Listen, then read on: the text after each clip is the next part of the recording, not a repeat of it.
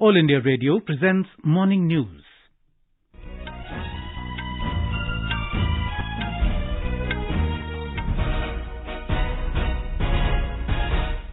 Good morning. I'm Sunil Verma and with me is Saira Mujtaba. The headlines.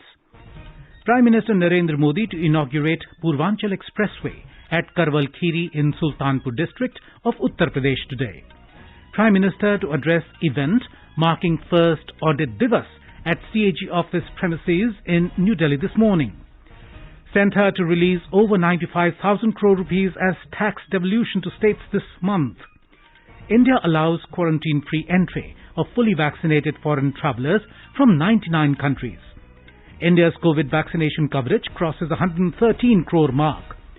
Offline classes in schools and colleges to start today in West Bengal after a gap of nearly 20 months.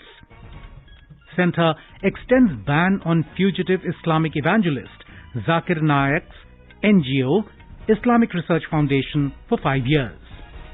UK Prime Minister Boris Johnson praises Prime Minister Narendra Modi's climate ambition and initiatives at COP26 in Glasgow.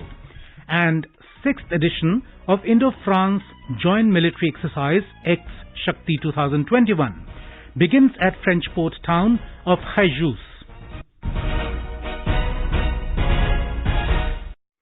As India created history by administering over 100 crore vaccine doses against COVID-19, All India Radio salutes all the doctors, nurses, other frontline workers and all those who got vaccinated and made this possible. Even though the country has achieved this feat, we caution our listeners that the battle against COVID is not yet over. We appeal to our listeners to get fully vaccinated at the earliest and also help others get vaccinated. During the festival season, please follow these 3 simple steps. Wear a face mask, maintain 2 gaz ki duri for social distancing, and focus on hand and face hygiene. For any COVID-related information and guidance, contact National Helpline numbers 011 2397 8046 and 1075.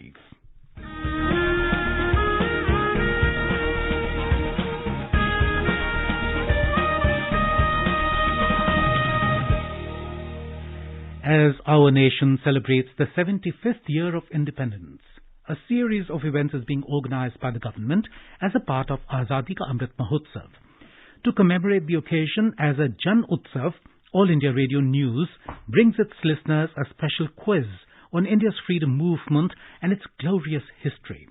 The quiz is being conducted every Monday and Tuesday in Morning News since the 16th of August and will continue till the 15th of August 2022. India Post has joined hands as the logistics partner with All India Radio News for the Amrit Mahotsav quiz. Recalling our yesterday's question, which freedom fighter was fondly called the Nightingale of India? The correct answer is Sarojini Naidu. She wrote poems vividly with simple ideas. Her poems could be sung easily. She dedicated herself to the freedom struggle. In 1931, Sarojini Naidu accompanied Gandhiji to England for the Round Table Conference, and in 1942 she took part in the freedom protest. She was jailed by the British for 21 months. After independence, she became the governor of Uttar Pradesh and was the first woman governor in India.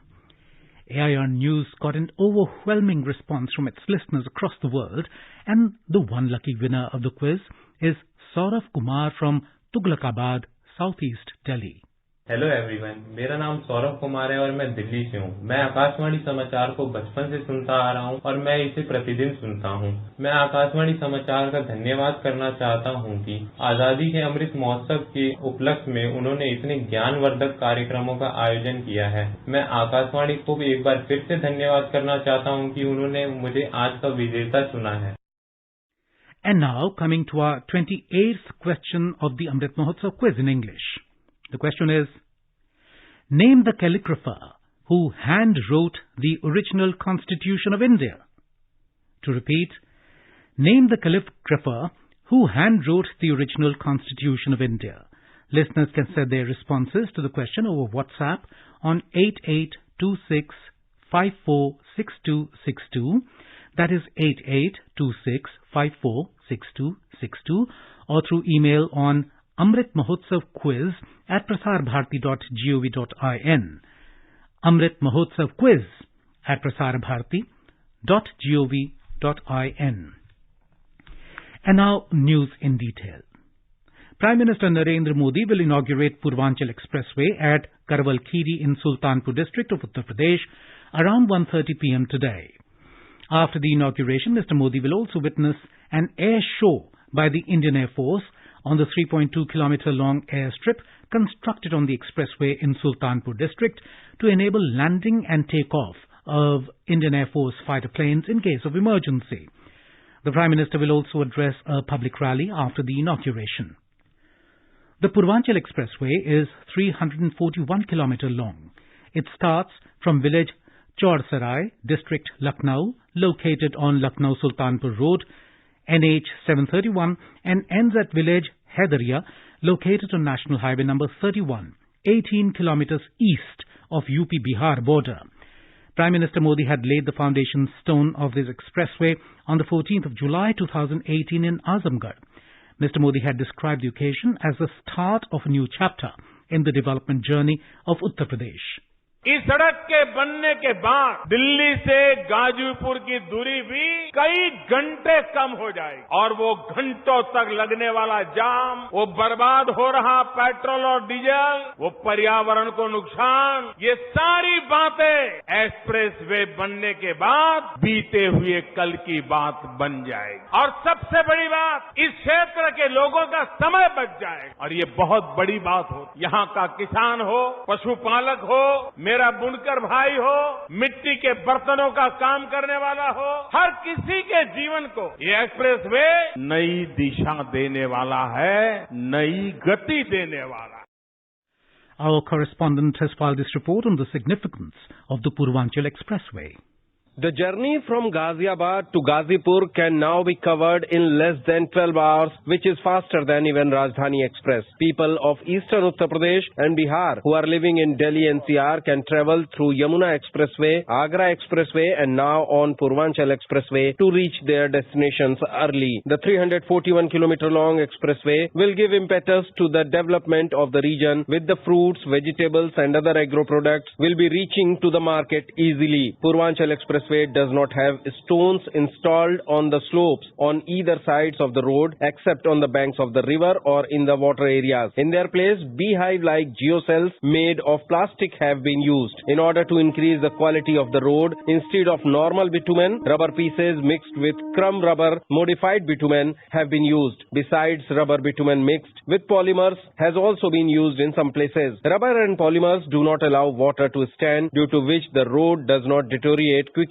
and vehicles do not slip on it. In order to prevent accidents, crush barriers have been installed on both sides of the median. The expressway will have 7 major bridges, 7 railway overbridges, 114 minor bridges and 271 underpasses. Police vehicles, cattle catcher vehicles and ambulances will be deployed for safety and medical emergencies. 8 petrol stations and 4 CNG stations will be established at the expressway. The journey will be free for some days now. The work of collecting toll tax will be given to the private company later. Sushil Chandra Tiwari, AIR News, Sultanpur. Prime Minister Narendra Modi will address the event marking the first Audit Divas at CAG office premises in New Delhi today. The Prime Minister will also unveil the statue of Sardar Vallabhbhai Patel on the occasion. Audit Divas is being celebrated to mark the historic origins of the institution of CAG and the contribution it has made to governance, transparency and accountability over the past several years. Controller and Auditor General of India will also be present on the occasion. Finance Minister Nirmala Sitharaman has said that the centre will release 95,082 crore rupees as tax devolution to states in the current month, after including one advance instalment to help them push their capital expenditure.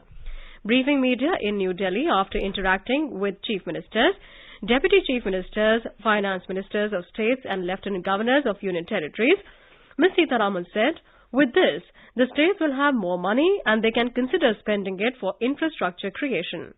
On the 22nd, instead of the normal monthly installment of devolution amount, which is a total of 47,541 crores, I have asked Finance Secretary to release another 47,541 crore So a total of 95,082 crores will be given to the states on November 22nd, which means other than the amount due in November of devolution, one more installment it be given together on 22nd November. The minister said the context of the meeting was that after the second wave of COVID-19, the country is now witnessing robust growth and the government is looking at ways to sustain this growth and take it to double digits. All India Presiding Officers Conference, AIPOC, the apex body of the legislatures in India, is celebrating its 100 years this year. To commemorate the centennial year of AIPOC, the 82nd edition of the All India Presiding Officers Conference will be held in Shimla on the 17th and 18th of this month. Briefing media, Lok Sabha Speaker and Chairman of AIPOC Om Birla said Prime Minister Narendra Modi will inaugurate the All India Presiding Officers Conference tomorrow and address the distinguished gathering. Himachal Pradesh Chief Minister Jairam Thakur, Speaker of Himachal Pradesh Assembly and other dignitaries will attend the conference. President Ram Nath Kovind will be on a two-day visit to Punjab and Haryana from today. Mr. Kovind will grace the centenary year celebrations of the Punjab Engineering College in Chandigarh today. Tomorrow the President will visit Sui village in Bhiwani district of Haryana, which is being developed as Adarsh Gram by Mahadevi Parmeshwari Das Jindal Charitable Trust and inaugurate the public facilities there. India has allowed the quarantine-free entry of fully vaccinated foreign travellers from 99 countries. Although travellers from the 99 countries have been exempted from mandatory quarantine, they will be required to follow certain norms that remain the same for all travellers. The government only requires such travellers to monitor their health for 14 days after arrival. Travellers from these countries have to submit a self-declaration of their fully vaccinated status on Air Suvidha portal and also produce a negative RT-PCR test report not older than 72 hours. India's COVID vaccination coverage has crossed the 113 crore mark. Out of the total vaccination, more than 75 crore 50 lakh doses have been given as the first dose, while over 37 crore 51 lakh doses have been administered as the second dose. The Health Ministry said more than 54 lakh 46,000 doses were administered yesterday. In West Bengal, offline classes in schools and colleges are going to start from today after a long interval of nearly 20 months. Students of classes 9 to 12 will come to schools while adhering to COVID protocols, the Education Department sources said. The department wants to make their return to school memorable by welcoming them with flowers and pens at the entrance. Schools and colleges are preparing for that. Cleaning mission is on. The focus is on sanitization, masks and physical distancing. There will be no compulsion regarding attendance. You are listening to the morning news on All India Radio. A reminder of the headlines before we move on. Prime Minister Narendra Modi to inaugurate Purvanchal Expressway at Karwal Khiri in Sultanpur district of Uttar Pradesh today. Prime Minister to address event marking first Audit Divas at CAG office premises in New Delhi this morning. Centre to release over 95,000 crore rupees as tax devolution to states this month. India allows quarantine-free entry of fully vaccinated foreign travellers from 99 countries. India's COVID vaccination coverage crosses 113 crore mark. Offline classes in schools and colleges to start today in West Bengal after a gap of nearly 20 months. Centre extends ban on fugitive Islamic evangelist Zakir Naik's NGO, Islamic Research Foundation, for 5 years. UK Prime Minister Boris Johnson praises Prime Minister Narendra Modi's climate ambition and initiatives at COP26 in Glasgow.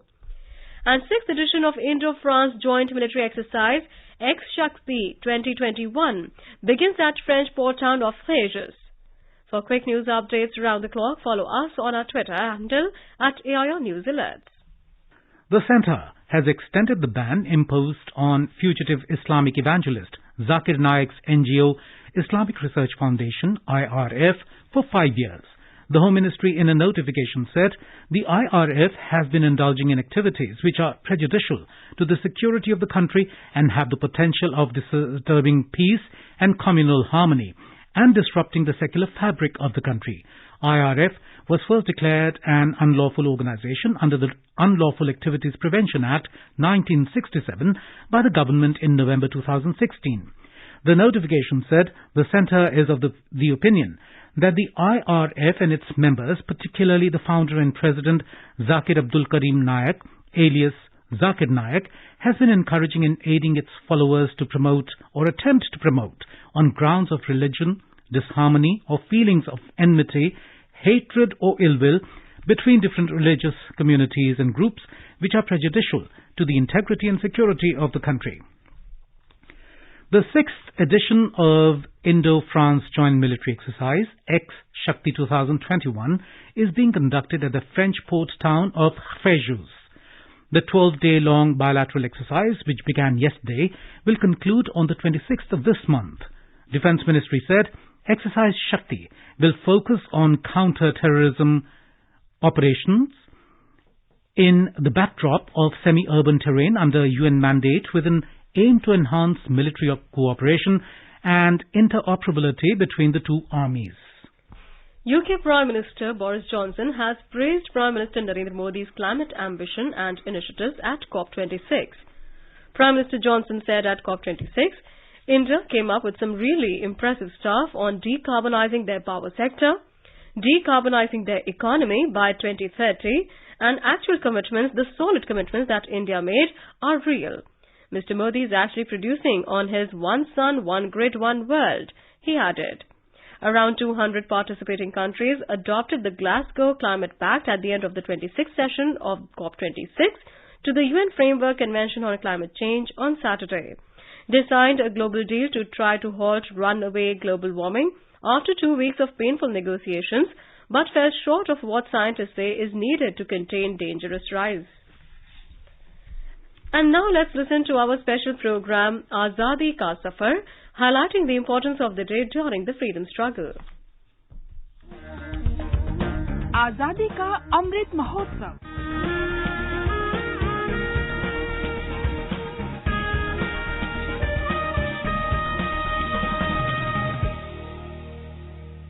Azadi Ka Safar with AIR News. Birth of a Nation. India's glorious freedom struggle is one of the greatest struggles the modern world has ever witnessed.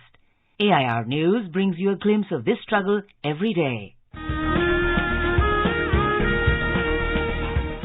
16th of November is the death anniversary of 7 freedom fighters who were hanged to death for their role in the 1915 Lahore conspiracy case.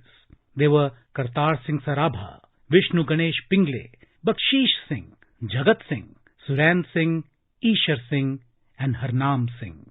The revolutionary and patriot Kartar Singh Sarabha was merely 19 when he was executed by the British. Jag tak duniya utte tuppte chha rahu Kartar Singh. Kartar Singh was born on 24th May 1896 in Sarabha village near Ludhiana. He completed his basic education in Ludhiana. In 1912, he was sent to America for higher studies. Upon reaching San Francisco, an incident at the immigration office changed his life forever. He noticed that Indians were subjected to humiliating questioning, while immigrants from other countries were allowed in after bare minimum formalities.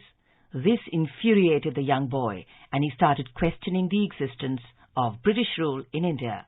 When the Ghadar movement was born in 1913, Kartar Singh became one of its key members.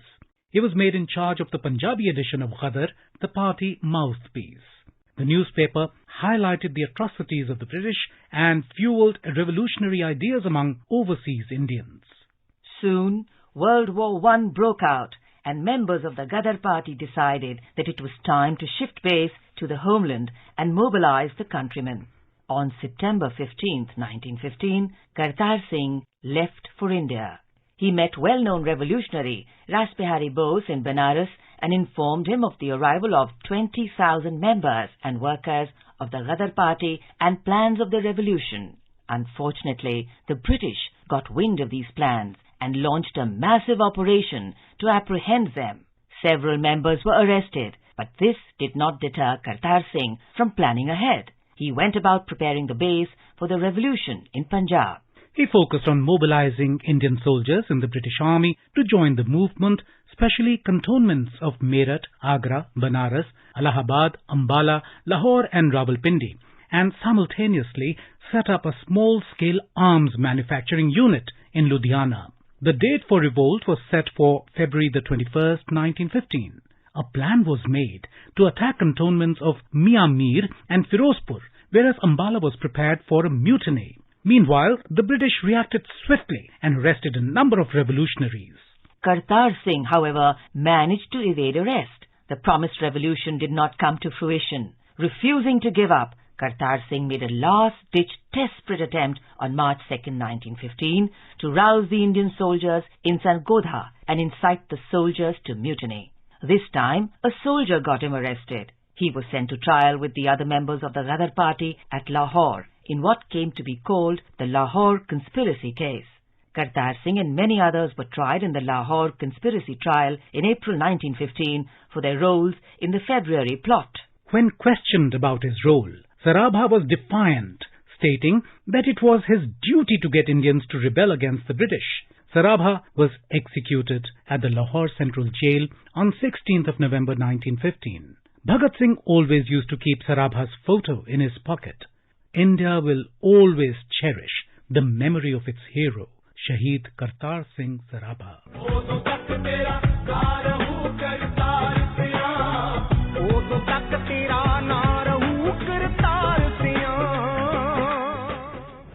The freedom struggle hero Vishnu Ganesh Pingle, who was executed along with Kartar Singh Sarabha and 5 other revolutionaries, laid down his life for the motherland at the age of 26.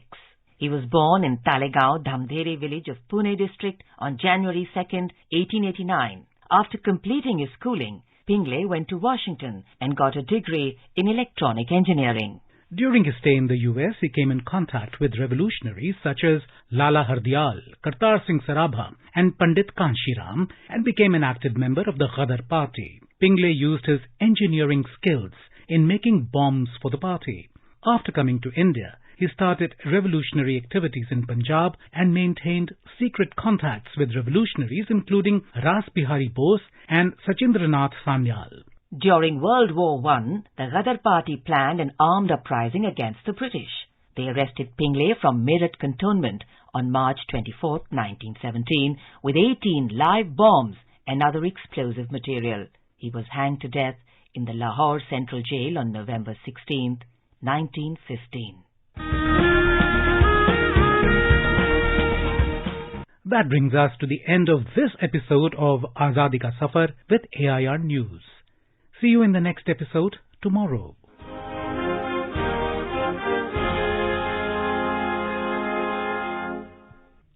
This is All India Radio giving you the news. For quick news updates round the clock, follow us on Twitter at AIR News Alerts. Best wishes to all consumers for Azadi Ka Amrit Mahotsav. Hallmark ensures purity of gold. Always purchase hallmarked gold jewelry. For any consumer-related complaints, please contact National Consumer Helpline toll-free number 14404.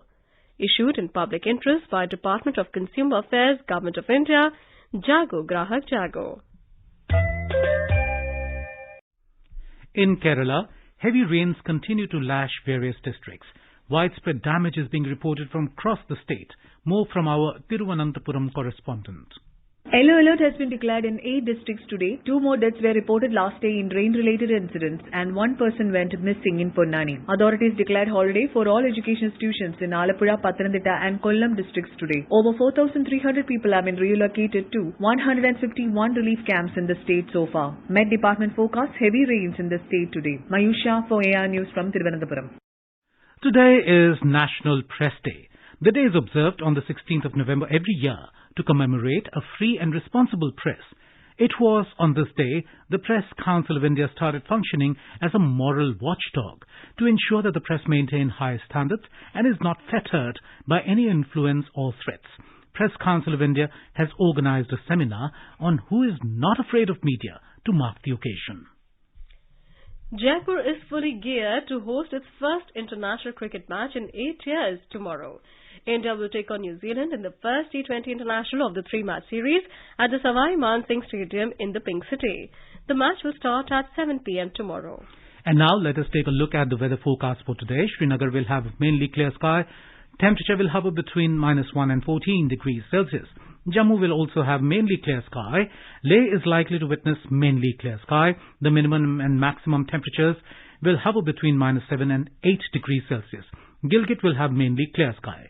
Muzaffarabad will have mainly clear sky. The minimum temperature was 6 degrees Celsius. Maximum will be around 22 degrees. The national capital Delhi will have shallow fog. The temperature will vary between 10 and 27 degrees Celsius. Mumbai will have rain or thunder showers towards evening or nights. Chennai is expected to witness cloudy sky with light rain. Kolkata will have partly cloudy sky. Guwahati will have fog in the morning and mainly clear sky later. And Shillong will witness partly cloudy sky. And now an overview of today's newspapers. On Delhi pollution, the Supreme Court asked Centre to hold meet today. Says, unfortunate it has to set agenda, writes the Indian Express. The Commission for Air Quality Management in NCR and adjoining areas says 40% of NCR pollution is due to farm fires, contrary to Supreme Court observation, reports the Tribune. Experts believe a lockdown in Delhi will be reactive and of no use, writes Hindustan Times. The Asian Age leads with the headline, India opens up to foreign tourists for first time since pandemic began. Daily domestic flyers hit new high since pandemic, reports the Pioneer. US gives record 62,000 student visas to Indians, reports the Asian Age. Experts favor crypto in India but with due regulation, writes Hindustan Times. And finally, in a first, Supreme Court Collegium suggests gay advocate for Delhi High Court judge, writes the Times of India.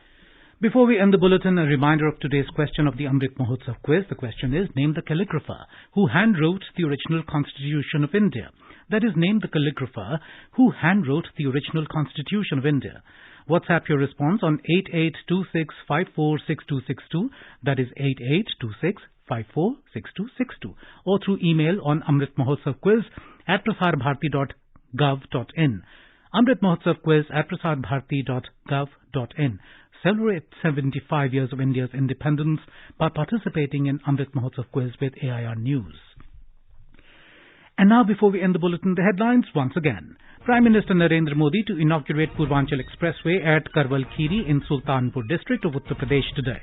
Prime Minister to address event marking first Audit Divas at CAG office premises in New Delhi this morning. Centre to release over 95,000 crore rupees as tax devolution to states this month. India allows quarantine-free entry of fully vaccinated foreign travellers from 99 countries. India's COVID vaccination coverage crosses the 113 crore mark. Offline classes in schools and colleges to start today in West Bengal after a gap of nearly 20 months. Centre extends ban on fugitive Islamic evangelist Zakir Naik's NGO, Islamic Research Foundation, for 5 years. UK Prime Minister Boris Johnson praises Prime Minister Narendra Modi's climate ambition and initiates initiatives at COP26 in Glasgow. And 6th edition of Indo-France Joint Military Exercise Ex-Shakti 2021 begins at French port town of Fayjouz. For details of these stories and more, log on to our website www.newsonair.gov.in and News on AIR app. With that, we end the morning news. Have a nice day.